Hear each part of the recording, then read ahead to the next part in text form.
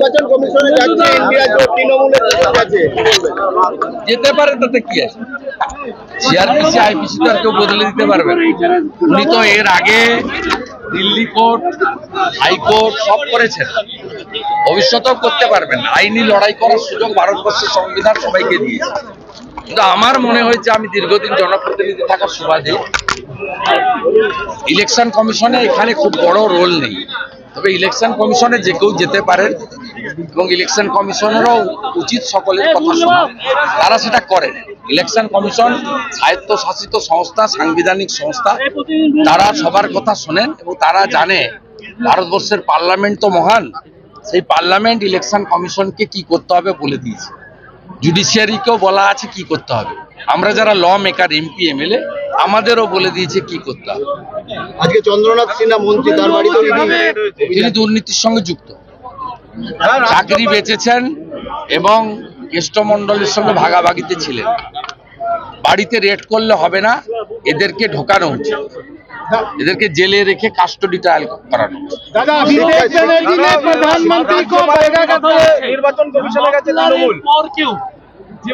সবাই বলছে মাফলারের পর হাওয়াই ছুটি, আমি কি হাওয়াই ছুটি করে আমি যাই না। দাদা অভিষেক ব্যানার্জি ने সবাই বলছে মাফলার তো হলো, হাওয়াই ছুটি কবে হবে?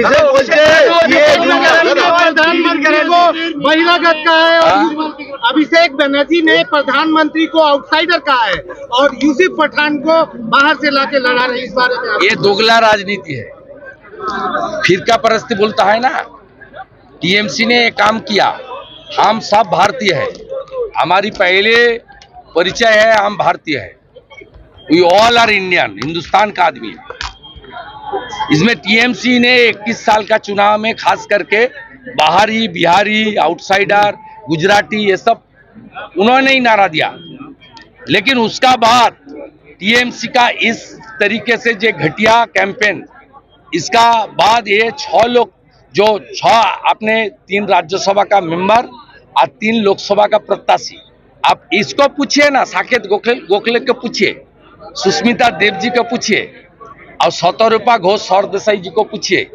इसका सही उत्तर वो लोग ही दे सकती है। और पूछिए यूसुफ पठान में का, कीर्ति आजाद को और हमारी शत्रुघ्न सिन्हा जी को। हम लोग बीजेपी ये सब नहीं करता। बीजेपी इंडियन कल्चर, भारतीयता, राष्ट्रवाद और नेशन फर्स्ट जो स्लोगन है उसके ऊपर काम करता है। অভিষেক বলছে বিজেপি জুমলা সিএ কাউকে মানতে পারে। এটা বলার মধ্য দিয়ে প্রমথ রঞ্জন ঠাকুরকে অপমান করা, যিনি 1945 সাল থেকে সিএএ নিয়ে লড়াই করেছেন। আজকের দিনের নাবালক রাজনীতিবিদ, দেশভাগের বিভীষিকা জানেন না। আমার মায়ের যন্ত্রণা আমি জানি, অনুভূতি আছে। 3 কোটি বাঙালি হিন্দুকে সরাসরি অপমান করছেন পশ্চিমবঙ্গের ক্ষেত্রে। অন্যান্য রাজ্যের ক্ষেত্রে শিখ, খ্রিস্টান, জৈন, পার্সি এদেরকে সরাসরি অপমান করছেন। আপনারা কিছুদিন আগেই আফগানিস্তানে জানেন, তালিবানরা আসার পরে বলেছিল ধর্ম ছাড়ো নয় দেশ ছাড়ো। সেখানকার শিখ, জৈন, খ্রিস্টান, হিন্দুদেরকে দেবী শক্তি প্লেন দিয়ে বায়ুসেনার মোদিজি দিল্লিতে নিয়ে এসেছিলেন।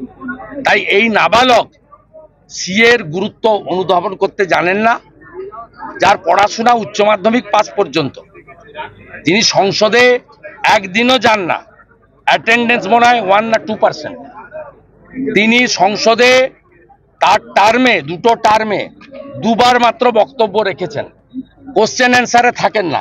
এইরকম একটা পুয়ার পারফর্মার এমপি, তার যা জ্ঞান আছে, এত পুলিশ, এত স্যালুট, এত ক্যামেরা, এত ভড়ং, এত হেলিকপ্টার, চার্টার ফ্লাইট, এত মাল পয়সা, কয়লা, বালি, গরু, মদের বোতল।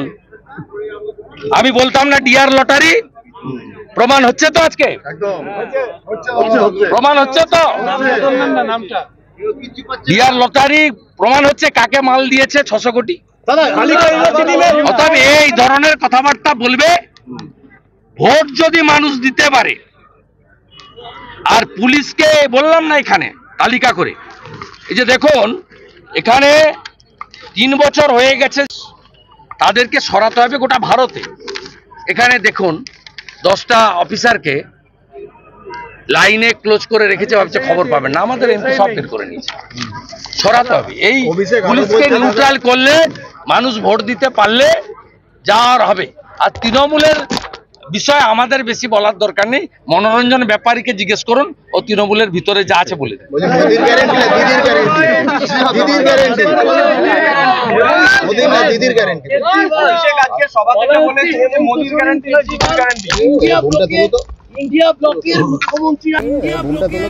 ইন্ডিয়া ব্লকের মুখ্যমন্ত্রীরাই কেন বারবার এই প্রশ্ন তোলা হচ্ছে? ইন্ডিয়া ব্লকের মুখ্যমন্ত্রী চুরি করেছে তাই ছাড় দিয়েছেন অভিষেককে। অন্য ব্লকের মুখ্যমন্ত্রীরা চুরি করেনি তাই বাইরে আছে।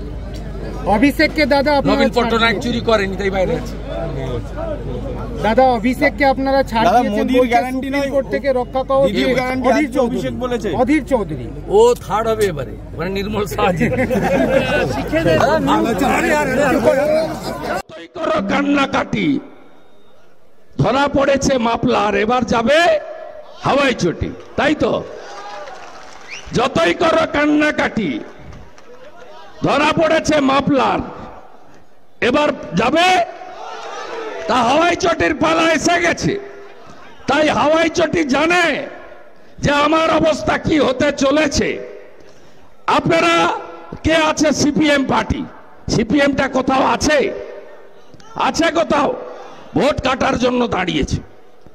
ভোট কেটে যাতে তৃণমূলকে জেতানো যায়, এই করে 21 সালে 55টা কেন্দ্রে সংখ্যালঘুদের ভোট কাটতে পারেনি। আমাদের ভোটগুলো কেটেছে চন্দননগরে, চুচুড়াতে, আদি সপ্তগ্রামে, বোলাগড়ে, ধনেখালি, পান্ডুয়াতে আমাদের ভোটগুলো কেটে এরা তৃণমূল চোর তৃণমূলকে রাখার ব্যবস্থা করে। এখানে বলে চোর ধরো জেল ভরো, আর মীনাক্ষী শতরূপের জ্যাঠামশাই সীতারাম ইয়াচুরি পাটনা, মুম্বাই, বেঙ্গালুরু, দিল্লিতে এই চোর ভাইপোর সঙ্গে বসে কাটলেট খায়, ফিশ ফ্রাই খায়, কফি খায়, ইটিং মিটিং সেটিং করে। তাই আপনাদের কাছে আমার বিনীত আবেদন যে সিপিএম কে ভোট দিয়ে একটা ভোটও নষ্ট করবেন না। আপনারা কে কে চান যে দেশটা ইউক্রেন হয়ে যাক? আমি মমতা ব্যানার্জিকে চ্যালেঞ্জ করছি যে আপনি সংখ্যালঘুদেরকে, মুসলিমদের ভয় দেখাচ্ছেন। একজনেরও যদি নাগরিকত্ব যায়, আমি আপনাকে হারিয়েছি না নন্দীগ্রামে 1956 ভোটে, আপনি আমার কাছে হেরেছেন। আপনাকে আমি বলছি, একজনের যদি নাগরিকত্ব যায় আমি রেজিগনেশন দেব। বোলাগড়ের বিধায়ক কোথায়? মনোরঞ্জন ব্যাপারী বাবু কোথায়? কিছু গন্ডগোল না, শুধু গঙ্গার মাটি আর বালি নিয়ে গোলমাল, তাই তো? তাপস পোদ্দার কোথায়? খালি গায়ে ঘুরছেন, পায়ে চটি নেই। তাপস পোদ্দার তো আমবাগানে পাহারা দিত, কত টাকার মালিক হয়েছে এখন। এই তো তৃণমূল, এই তৃণমূলকে ভোট দেবেন আপনারা? সব চাকরি চুরি করেছে, মোটা পার্থ 150 কেজি তার ওজন, মমতার মহাসচিব, তার এত বান্ধবী, সব হাঁটুর নিচে বয়স, মেয়ের থেকে ছোট ছোট বান্ধবী। আরে ভুলে গেলেন আপনারা 51 কোটি পাওয়া গেছে ওর বাড়ি থেকে? এত তাড়াতাড়ি ভুললে হবে? মাননীয় পুলিশ কমিশনার, আপনি ইলেকশন কমিশনের গাইডলাইন ভেঙেছেন। কিছু তৃণমূলের পেটুয়া পুলিশকে সাইডলাইন করেছেন। SI Basudeb Debnath,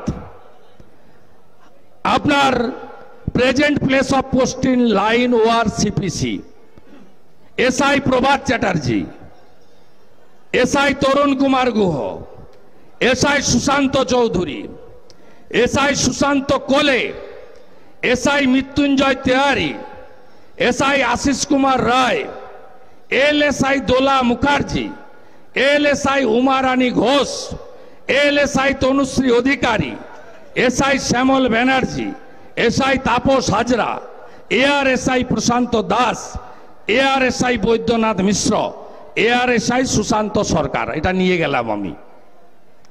ASI SI মিলে 3 বছরের বেশি এই জেলায় আছে, সরিয়ে রেখেছেন। ভোট করাবেন তো রাজীব কুমারের মতো? এসব হবে না।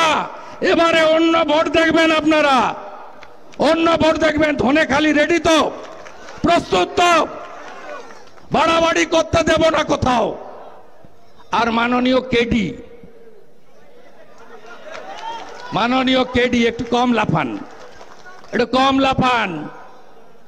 শাহজাহানের পরে আপনারও তালিকায় আছে নাম, একটু কম লাফান, লাফালাফি একটু কম করুন। এসব জিনিস বরদাস্ত করব না আমরা। মোদিজির সৈনিক, না খাউঙ্গা না খানে দুঙ্গা, আমরা বলে গেলাম এখানে। সবাই প্রস্তুত তো? ভোট পদ্ম ফুলে হবে তো? আমি তো ভূমিকা করে গেলাম 2 মাসের আগে। 7টা বিধানসভাতে রোড শো হবে, বড় বড় সভা হবে, জাতীয় নেতারা আসবে। প্রধানমন্ত্রীকে পেলে তো আমাদের একবারে সোনায় সোহাগা হয়ে যাবে। সব চেষ্টা আমরা করব। আমরা চারিদিকে প্রচার করব, লাগাতার প্রচার করব। সবাই প্রস্তুত তো? মায়েরা সন্দেশখালীর বদলা হবে তো? বদলা হবে তো? মায়েদের বলছি বদলা হবে সন্দেশখালীর। পিঠা তৈরির নামে মহিলাদের মাঝরাতে ডেকে যা করেছে, বদলা নেবেন তো? আমার মাতৃশক্তি, মা দুর্গার জায়গা তো, মা জগদ্ধাত্রীর জায়গা তো, মা কালীর জায়গা তো। না জাগিলে ললনায় বিশ্ব জাগে না। জয় ভবানী, জয় ভবানী। আপনাদেরকে ঐক্যবদ্ধ হতে হবে। আমরা গুন্ডা মুক্ত, রাষ্ট্রবিরোধী শক্তি মুক্ত নতুন বাংলা গড়ব।